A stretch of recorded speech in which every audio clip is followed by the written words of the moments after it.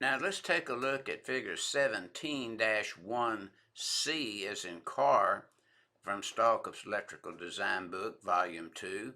And notice now this transformer is customer owned. So we're now looking at the service point at the transformer in accordance with Article 100 and 230.2. And of course, it's a utility owned line that feeds this transformer. But this transformer is customer owned with master metering. So this is not a lateral going into the building now. It's considered service conductors as defined in Article 100.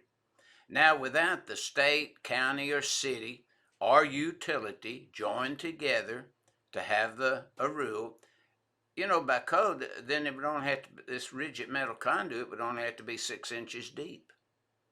But usually, the state, county, or city, along with the utility, will have rules that this service conductors in this raceway would be 2 foot minimum, just like if the utility owned it. But that's a joint agreement, usually, between the state, county, city, and the utility as they provide a city ordinance along with utility guidelines.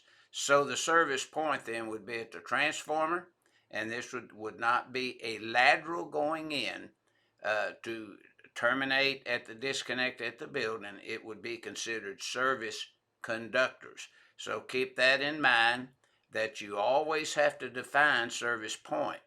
Sometimes service point may be a switch gear located in a substation.